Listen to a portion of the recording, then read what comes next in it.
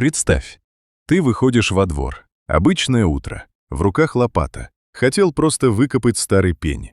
И вдруг металл, глухой стук. Ты разгребаешь землю, и на тебя смотрит золото. Не одна монета, 1000, 1500. Звучит как сказка. Но это происходило по-настоящему. И не один раз. За последние 1,5 века в Северной Америке из земли достали сокровищ на десятки миллионов долларов. Под старыми деревьями, в стенах домов, на кукурузных полях, в жестяных банках, которые проржавели насквозь. Кто-то нашел клад, гуляя с собакой. Кто-то, толкая бульдозер по будущей парковке. Кто-то разбирал бумаги умершего отца. А один человек спрятал золото в горах и заставил 350 тысяч людей 10 лет искать его по стихотворению. Сегодня 10 историй. Реальные находки, реальные суммы. И почти за каждой стоит один и тот же вопрос. Кто закопал это золото и почему так и не вернулся за ним? Будут истории со счастливым концом, будут с горьким. Будет золото, которое до сих пор лежит в земле и ждет. И будет клад, который можно искать прямо сейчас, совершенно законно. Начнем с самого крупного клада золотых монет за всю историю Соединенных Штатов. Северная Калифорния, февраль 2013 года. Эту землю местные до сих пор называют «золотой страной», потому что именно здесь, в позапрошлом веке, гремела золотая лихорадка. Сюда съезжались десятки тысяч людей с одной мыслью – разбогатеть. Кто-то разбогател, кто-то сгинул. А 1,5 века спустя по этой земле гуляет обычная супружеская пара. Тропинка знакомая, они ходят по ней годами. С ними собака. Самый обычный день. И тут женщина замечает у тропы что-то ржавое. Из земли торчит край старой жестяной банки. Они ее и раньше видели мельком. Мало ли железного хлама валяется на старой земле. Тут и гвозди, и пули позапрошлого века. Но в этот раз муж зачем-то нагнулся, чтобы поднять. Банка не поддавалась, засела намертво. Он подцепил ее куском дерева, выломал из грунта. Тяжелая, неестественно тяжелая. Они даже решили, наверное, внутри засохшая краска, свинцовые белила. Понесли домой, чтобы выбросить. И по дороге крышка треснула. В щель блеснул краешек золотой монеты. Они замерли, а потом вернулись на то место. Раскопали еще одну банку рядом, потом еще. Возвращались снова и снова, несколько недель, прочесывали землю. В итоге из склона вышло 8 жестяных банок, а в них 1427 золотых монет. Давай по цифрам, чтобы ты понимал масштаб. Большинство – золотые 20-долларовые, их называли «двойные орлы». Плюс десятки и пятерки. Чеканка растянута почти на полвека, с 1847 по 1894. По номиналу все вместе почти 28 тысяч долларов того времени. Но настоящая цена совсем не в номинале. Вот в чем фокус. Почти все монеты пролежали в земле запечатанными и вышли наружу как новенькие. Будто их вчера отчеканили и ни разу не пустили в оборот. А для коллекционера старая монета в идеальном состоянии стоит не в 2, не в 3, а в сотни раз дороже своего веса в золоте. Одна единственная монета из этого клада, двойной орел 1866 года, потянула на $1 миллион. Одна монета, а их там 1427. Итоговая оценка всего клада перевалила за 10 миллионов, по верхней планке 11. Чтобы ты прочувствовал вес, чистого золота там было под 40 килограммов. Это как таскать на руках взрослого сенбернара, только отлитого из металла. И все это лежало меньше, чем в полуметре под травой, прямо под ногами у хозяев. И у прежних владельцев участка. Полвека, а может и больше. Люди ходили по миллионам и не знали. И вот еще деталь, от которой по коже мороз. Уже потом, разглядывая место находки, пара заметила. Банки лежали не как попало. Они были выложены по линии. От приметного камня на холме, ровно 10 шагов в сторону полярной звезды, кто-то когда-то отмерял это место по звездам, как штурман. А на дереве рядом висела старая жестянка. Так давно, что ствол успел врасти в нее и обхватить. Это была метка, указатель, который сторожил золото больше полувека. Кто закопал? Этого не знает никто. Судя по разбросу дат и потому, что банок было 8, золото прятали не разом, а постепенно. Год за годом, банку за банкой. Самая трезвая версия проста. Жил человек, банкам не доверял, а в те годы банки лопались один за другим. Целые финансовые паники сметали сбережения тысяч семей. Вот он и складывал золото в землю, как в самый надежный сейф.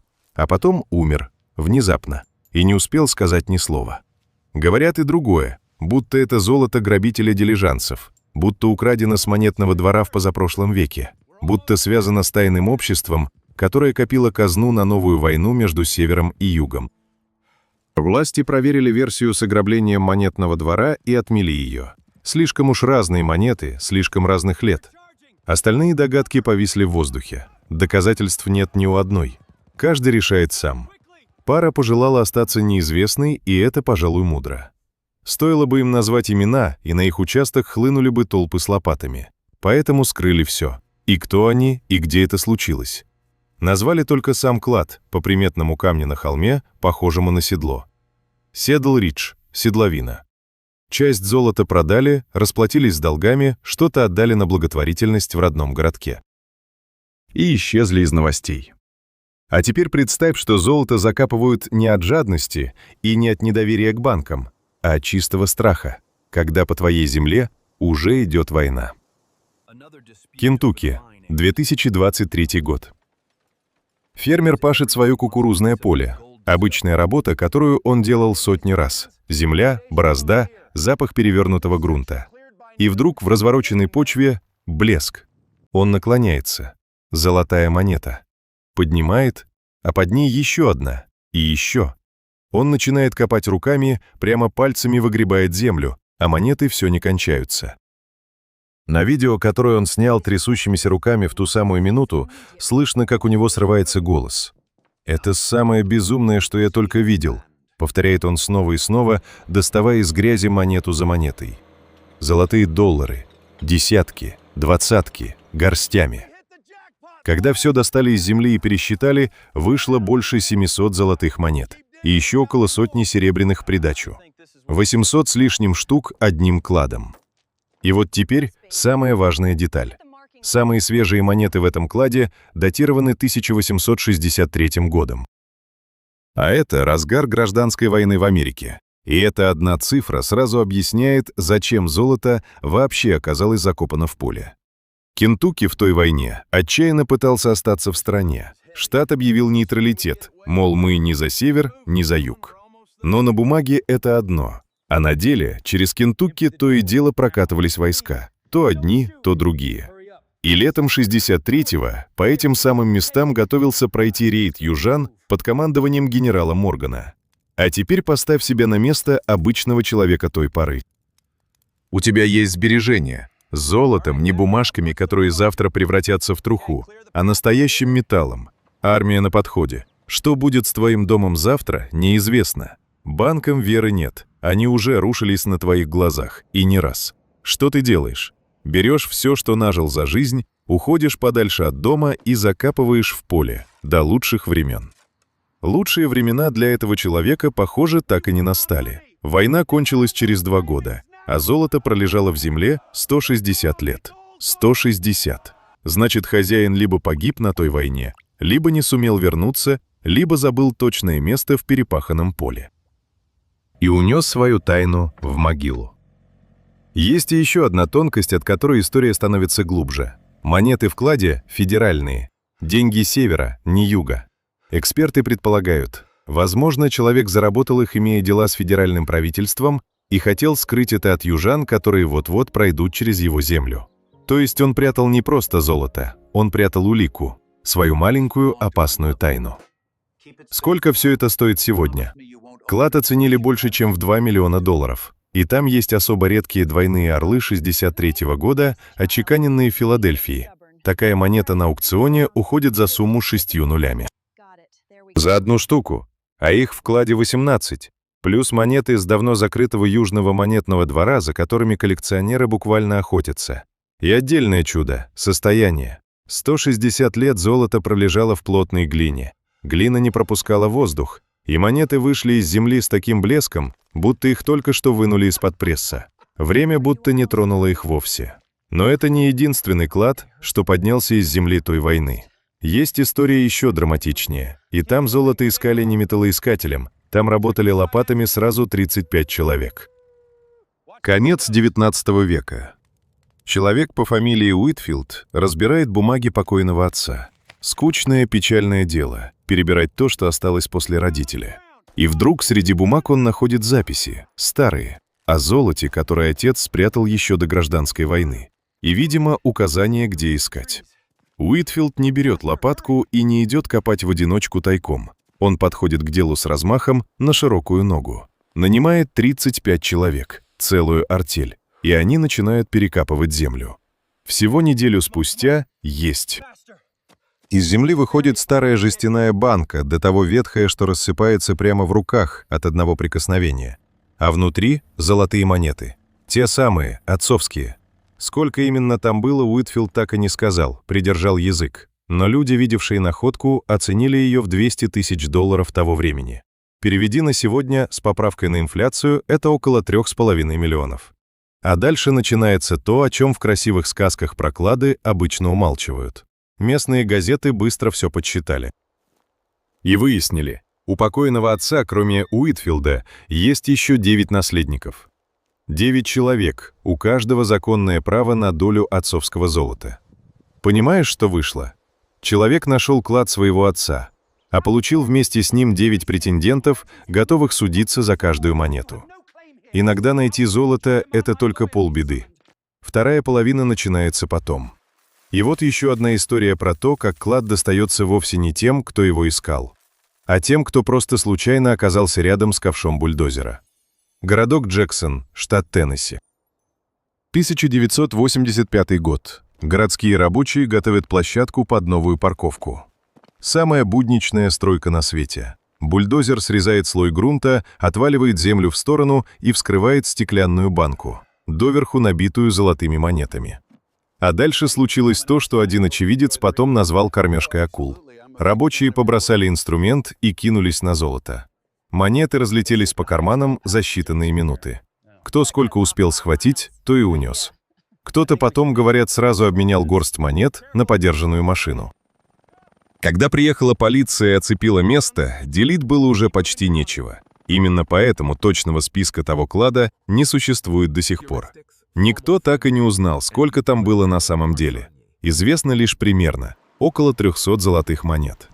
Чеканка с 30-х по 50-е годы XIX века с разных монетных дворов страны. По номиналу – $4500 того времени, а по реальной коллекционной стоимости позже насчитали около миллиона. Но самое интересное в этой истории не золото, а вопрос, откуда оно вообще взялось под будущей парковкой. Стали разбираться и выяснили, на этом самом месте когда-то стоял жилой дом, и жил в нем не простой горожанин, а президент местного банка. Того самого банка, который в 1858 году ограбили. Кассира при налете убили. Грабитель унес $8 тысяч, и 4500 из них были золотыми монетами. Преступника так и не поймали, деньги так и не вернули. Дело повисло нераскрытым на 1,5 века. Сложи теперь две цифры. Сумма золота, украденного из банка, и сумма золота, найденного под домом банкира. Они совпадают почти точь-в-точь. Что это означает, каждый решает сам. Может, банкир сам и организовал то ограбление, а потом спрятал добычу под собственным домом, заметая следы. Может, золото честно принадлежало ему, и он просто прикопал сбережения на черный день, как делали тогда многие. Доказательств нет никаких. Есть только 3 факта. Украденное золото, дом банкира на том же месте и сумма, которая сходится. От такого совпадения становится не по себе. Кстати, до самой находки в Калифорнии именно этот клад из Джексона считался крупнейшим кладом золотых монет в стране. Целых 28 лет он держал первенство, пока пара с собакой не выкопала свои 8 банок. А теперь сменим эпоху. Шагнем из 19 века в 20-й. Туда, где деньги прятала не пара осторожных богачей, а целая страна, разом. Чтобы понять эту историю, надо на минуту представить, что творилось в Америке в начале 30-х. Великая депрессия, биржа рухнула. Банки лопались сотнями, и вместе с ними сгорали сбережения обычных людей. Целые семьи в один день оставались без гроша. деньги просто исчезали вместе с прогоревшим банком. Люди выстраивались в очереди, чтобы успеть забрать хоть что-то. И многие сделали тогда простой вывод. Банкам больше нельзя доверять. Надежнее держать деньги при себе, дома, в стене, под полом, в земле. Нью-Джерси. Приморский городок Уайлдвуд. Лето 2022. Мужчина по имени Ричард затеял ремонт во дворе своего дома. Дому почти 100 лет, постройка 20-х годов. Он арендовал маленький экскаватор и выгребает из земли камни и сорняки. И замечает в куче выкопанного мусора 2 странных свертка. Похожи на корни, бурые, перевязанные, плотные. Он, не глядя, отбрасывает их в общую кучу хлама, который пойдет на засыпку. Так бывает, держишь в руках состояние и принимаешь его за мусор. Ночью прошел дождь. На следующий день Ричард снова берется за работу, опять натыкается на один из тех свертков, и теперь под другим светом замечает внутри зеленоватый отлив. Разламывает. А там деньги, свернутые в тугие плотные трубочки, как маленькие сигары, перетянутые. Десятки и двадцатки. И все до единой, 1934 года. Всего около $2000. По сегодняшним меркам вроде бы немного, но это деньги 1934 года. А тогда, в самый мрачный момент Великой депрессии, $2000 были целым состоянием, на них можно было прожить не один год. С поправкой на инфляцию это больше $40 000 на сегодня. И вот что в этой истории редкость. Ее удалось распутать до самого конца. С большинством кладов так не бывает, они уходят в землю безымянными. А тут получилось узнать имя. Выяснили, кто владел этим домом в 30-е годы, некий Демпси. У него отыскалась внучка, она теперь живет за 1000 километров в штате Колорадо. И она рассказала, ее дед в те страшные годы велел ее матери закопать деньги во дворе, спрятать от банков, от краха, от черного дня. Семья потом эти деньги искала, перекапывала двор и не нашла. Вдумайся, родная семья искала и не нашла. А чужой человек 90 лет спустя выкопал их экскаватором мимоходом и сперва принял за сорняки. И знаешь, что ответил Ричард, когда у него спросили, будет ли он копать дальше, искать еще? Он сказал просто: «Я хочу достроить дом». И все. Он решил оставить деньги себе как память, а не как богатство. Для него история оказалась дороже самих купюр. А таких случаев по всей стране десятки. В годы депрессии прятали все, у кого было что прятать. И находят это спрятанное до сих пор, чаще всего во время ремонта. В Огайо рабочие вскрыли стену старого дома, а за ней замурован чемодан с $23 000. В другом доме нашли 21 000 втиснутую в щель под половицами шкафа. В Миннесоте 30 000 под полом. Нашедший их рабочий, кстати, поступил по совести и отдал деньги хозяевам дома. А еще в одном случае в Нью-Йорке прямо в стене дома обнаружили целых $100 000. Говорят, прятал какой-то банкир, который своему же банку доверять перестал. Один и тот же сценарий повторяется снова и снова, как заевшая пластинка. Человек перестает верить банку, прячет наличные дома, в стену, под пол, в землю на заднем дворе. А потом умирает, внезапно или в старости, неважно. И деньги остаются ждать, иногда десятилетиями, в полной темноте. Пока однажды чья-то рука не вскроет старую стену. Но если ты решил, что золото прячут только напуганные старики и осторожные банкиры, вот тебе совсем другая порода людей. Те, кто отнимал чужое. Гангстеры. Висконсин, апрель 1934. Глухой северный лесной край, озера, сосны. Здесь, в уединенной таверне с уютным названием «Литл Богемия», затаился самый разыскиваемый человек Америки. Джон Диллинджер, грабитель банков, враг государства номер 1. С ним вся его банда, включая отморозка по кличке Бэби-Фейс Нельсон. За голову Диллинджера обещали огромную по тем временам награду. И кто-то их сдал. К таверне глухой ночью стягивается ФБР. Агенты окружают здание. Казалось бы, все, конец, враг государства номер 1 в ловушке. И тут федералы совершают роковую ошибку. В темноте они открывают огонь по первым, кто вышел из дверей таверны.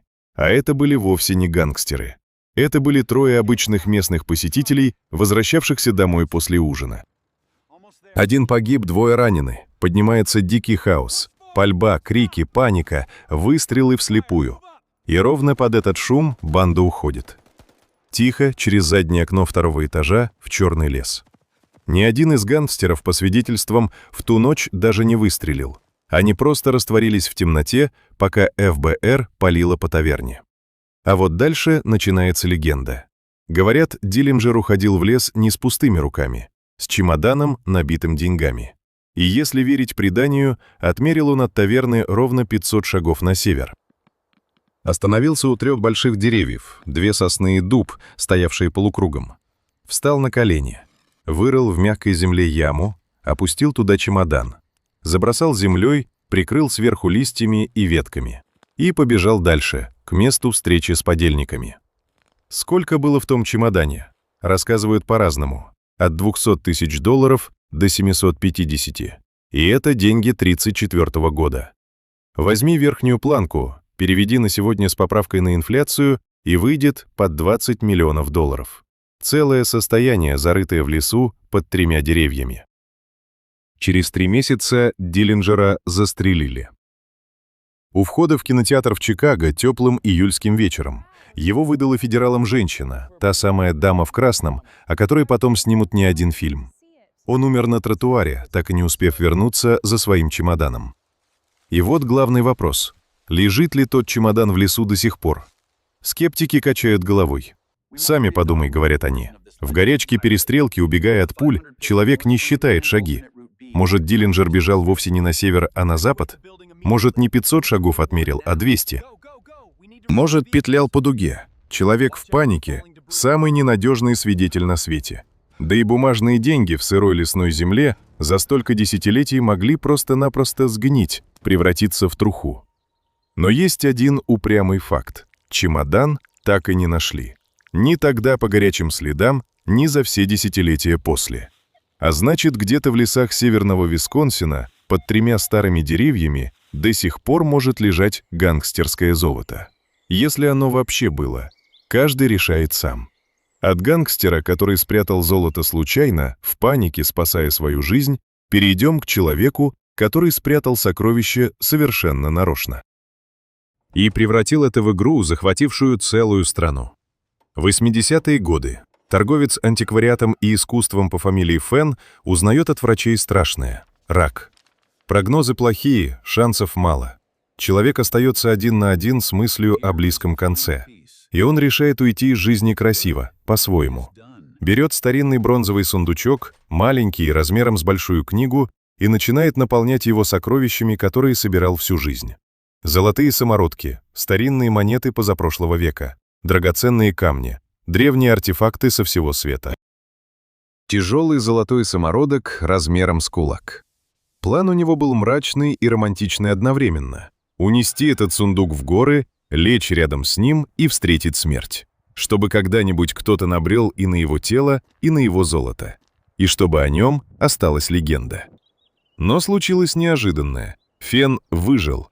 Болезнь отступила, а приготовленный к смерти сундук так и остался стоять у него дома. И простоял 20 лет. И вот уже в 2010-м седым стариком Фен придумал кое-что получше смерти. Он отвез тот самый сундук в скалистые горы и спрятал его. Где именно, не сказал никому. А в свою книгу вложил стихотворение. Всего несколько строф, но в них он зашил 9 подсказок. Разгадаешь стихотворение — найдешь золото. Вот и все правила.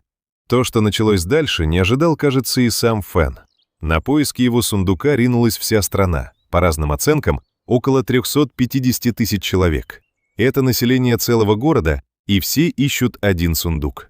Люди бросали работу, продавали дома и имущество, колесили по горам на машинах, ночевали в палатках и схаживали ущелье пешком, со стихотворением Фена, затертым до дыр, в кармане.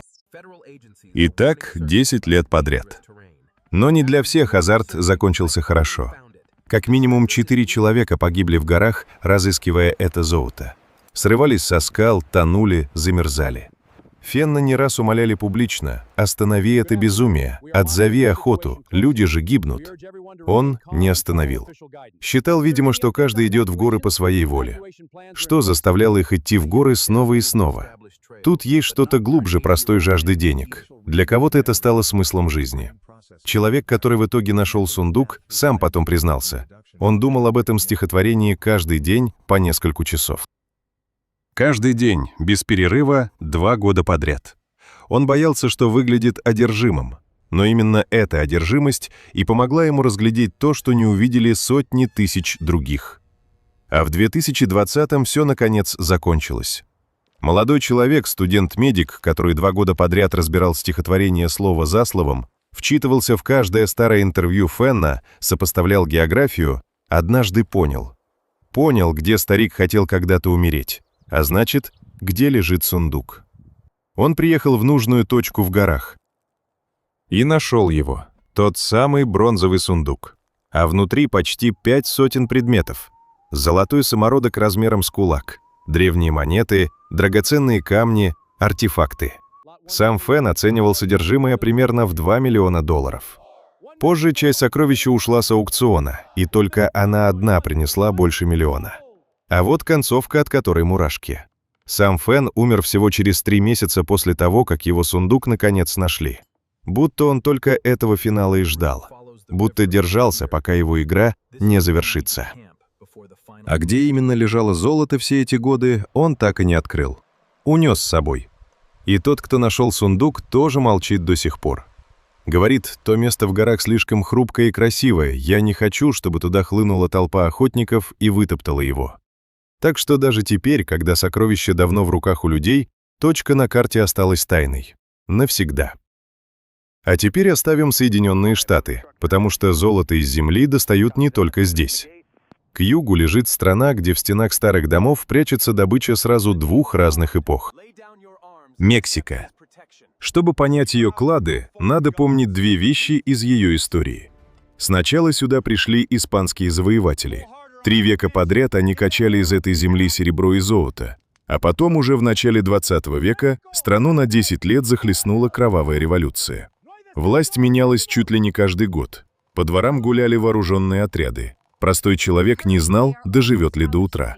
И в обе эпохи люди прятали ценное одинаково – в землю и в стены домов. Город Пуэбло – старинный дом, которому несколько веков.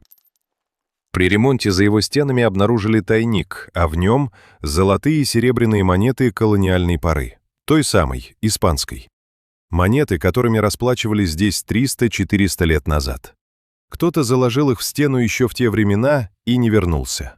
Дом пережил своего хозяина на века и хранил его богатство, пока чужие руки не вскрыли кладку. А на севере Мексики находят золото уже другой эпохи, времен революции. В стенах и под полами старых глинобитных домов, тех, что лепили из самана.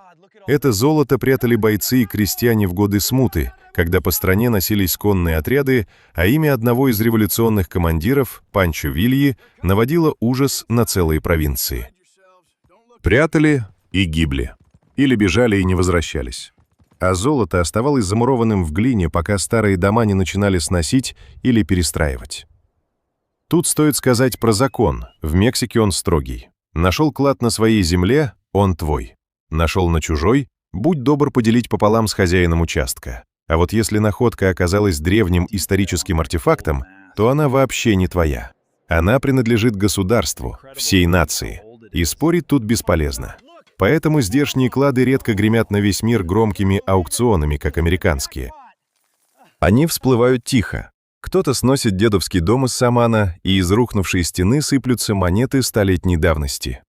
Земля Мексики помнит и конкистадоров, и революцию, и до сих пор отдает их золото по кусочку. А теперь на самый север континента, в Канаду, туда, где одна единственная монета заставила историков переписать учебники. Канада. Остров Ньюфаундленд, дикий южный берег. Лето 2022. Человек с металлоискателем медленно идет вдоль пустынного пляжа. Прибор вдруг подает сигнал. Он останавливается и начинает копать песок. На глубине всего в несколько сантиметров что-то тонкое и ярко-желтое. Он потом сам признавался. Сначала и не подумал, что это золото. Решил, бирка от какой-то вещи. Или старая пуговица, что-то пустяковое. А это была золотая монета. И когда специалисты взяли ее в руки и изучили, они отказывались верить тому, что видят. Монету отчеканили в Лондоне, в промежутке между 1422 и 27 годом. Это эпоха английского короля Генриха VI. Этому маленькому золотому кружку 600 лет. И вот в чем вся соль. Эта монета старше, чем сама официальная встреча Европы с этим берегом. По учебникам выходит так. Первый европейский мореплаватель доплыл до Ньюфаундленда почти на 70 лет позже, чем эту монету успели отчеканить. Получается, золотой кружок попал на остров раньше, чем сюда, если верить истории, вообще ступила нога чужестранца. Монета будто прибыла из ниоткуда. Как такое возможно? Это и есть загадка. Самая трезвая и осторожная версия звучит так. Кто-то привез монету на остров гораздо-гораздо позже, может, спустя пару столетий, как часть старой семейной коллекции. И обронил на берегу. Но даже это объяснение оставляет вопросы без ответа. Есть и куда более смелые догадки о том, кто и когда на самом деле добирался до этих берегов. Каждый решает сам, во что верить. Дороже всего тут, конечно, не сам металл. Золото в монетке на считанные граммы. Ценность в другом. Это самая старая английская монета из всех, что когда-либо находили на земле Канады. Такое не меряют в долларах. Ее просто бережно положили под музейное стекло, как осколок переписанной истории. И знаешь, как поступил тот человек, когда понял, что именно он держит в руках? Он не побежал тайком продавать находку барыгам. Он сообщил о ней государству, как и требует местный закон. Привел археологов и показал им точное место на берегу. И за это его публично, при всех, поблагодарили. Кстати, раз уж речь зашла о законе и о деньгах. Прямо сейчас в Канаде идет охота, в которой золото можно искать совершенно открыто и законно. И этого золота там на целый миллион. Эта история — не пыльная легенда из прошлого века. Она происходит прямо сейчас. Пока ты смотришь это видео, где-то лежит спрятанный клад, и его ищут люди. Летом 2025-го крупное канадское издание, пишущее про горное дело, запустило по всей стране настоящую охоту за сокровищами. Затея была громкая. Где-то на общедоступной земле спрятали клад. Настоящий. Главный приз — 217 золотых монет, каждая весом в 1 унцию. В сумме они тянут примерно на $1 миллион. А кроме главного приза, по всей стране раскидали еще дюжину тайников поменьше, в каждом золото 1000 на 27. Так что искать есть что. Как искать? По стихотворению. 13 строф, плотно набитых загадками и намеками. Там и про феникса, и про воды цвета цинка, и про затонувший шепот, и про гигантскую монету, что блестит на солнце. А вдобавок организаторы каждый месяц подбрасывают новую подсказку, чтобы охотники не сбились со следа окончательно. И правила, надо сказать, честные. Копать землю не нужно, клад не зарыт и не утоплен. Он лежит в доступном месте, куда можно просто дойти пешком, без веревок, лопат и снаряжения. Никакой частной территории, никаких кладбищ, пещер и опасных мест. Это чистая работа головой, разгадать стихии и прийти в нужную точку. Есть, правда, 2 условия. Первое — участвовать могут только жители Канады совершеннолетние. И второе — время уходит. Если клад не найдут до конца 2026 года, приз попросту сгорает, отменяется. Золото так и останется лежать там, где спрятано. То есть прямо в эту самую минуту, пока идет это видео, где-то в канадских лесах или на морском берегу лежит $1 миллион в золоте. И ждет того единственного, кто первым правильно разгадает старые стихи. Может, его уже ищут тысячи людей по всей стране, а может, повезет именно тебе. А как думаешь ты, где спрятан такой клад? В горах, у воды или там, где когда-то добывали руду? Напиши в комментариях свою версию. Любопытно собрать догадки вместе. 10 историй позади, 10 кладов, 10 разных судеб. И если присмотреться ко всем сразу, сквозь них проступает одна и та же картина. Смотри, что объединяет почти все эти клады. Почти за каждым стоит страх. Война на пороге. Банки лопаются один за другим. Деньги обесцениваются прямо на глазах, за ночь. И человек делает то, что в такой момент кажется ему самым разумным и надежным. Берет золото, настоящее, тяжелое, то, что не сгорит вместе с прогоревшим банком и не превратится в бумажную труху, и прячет его в землю, поближе к себе, подальше от чужих глаз и загребущих рук. И прячут люди, что интересно, почти всегда одинаково. Под старым деревом, его издалека видно, удобная примета и не забудешь. У колодца, под крыльцом дома, замуровывают в стену. Закапывают под столбом забора. Выбирают места, которые легко самому запомнить и трудно заметить чужому. А дальше у этих историй один и тот же горький поворот. Тот, кто закопал, почти никогда не возвращается за своим золотом. Война забирает его, или внезапная болезнь. Или старость медленно стирает память, и человек уже сам не помнит, где копал. Или он просто умирает раньше, чем успевает шепнуть кому-то близкому «ищи там-то». И золото остается ждать, терпеливо, в полной темноте. 10 лет, 50, 160. Оно не портится, не ржавеет, не теряет в цене. Наоборот, со временем дорожает, лежит и ждет. Пока однажды чья-то лопата, чей-то бульдозер или чей-то металлоискатель случайно не вскроет старую землю. И тогда давно умерший человек как будто на секунду протягивает руку из прошлого и отдает нашедшему все, что когда-то так старательно прятал. Что делать с таким золотом по закону, зависит от страны.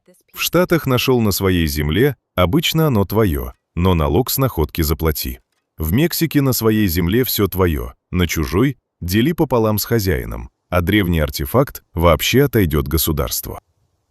В Канаде о ценной находке положено честно сообщить, как и сделал тот человек с 600-летней монетой на пляже.